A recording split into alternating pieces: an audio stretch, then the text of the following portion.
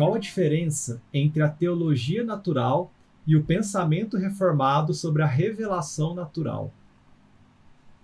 Pronto.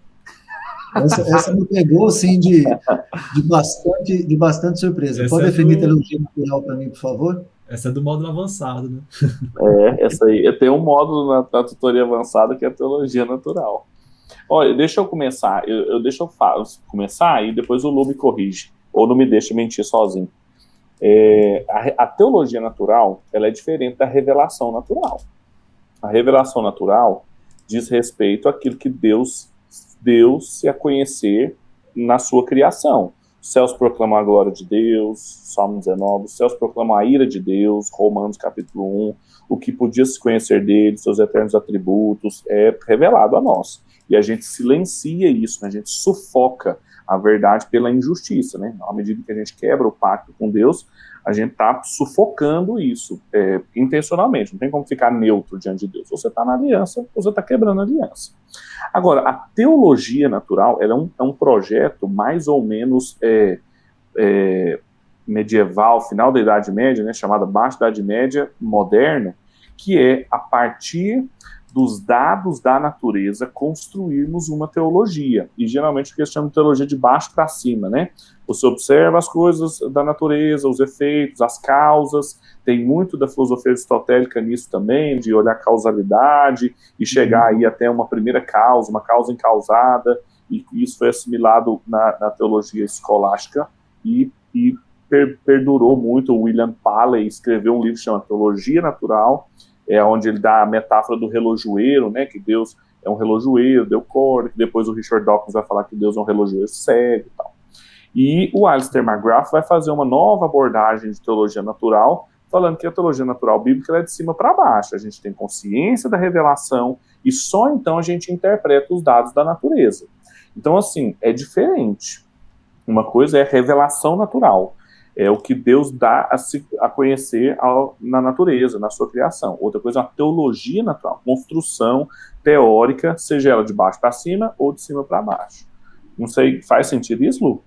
Total, completo. E os termos é que até hoje eu fico assim um pouco confuso com eles, sabe, Pedro? No sentido de distinguir, por exemplo, a teologia natural da graça. Uhum. Graça. Uhum. Então, são coisas que eu fico assim, ainda a pensar sobre a questão de nomenclatura que a gente usa. Sim. E que volta muitas vezes a trazer um pouco de confusão nesses meios. Mas a maneira como você colocou está perfeita, certíssimo. Até isso aí que o Lu falou também é um tema interessante sobre a graça comum, né?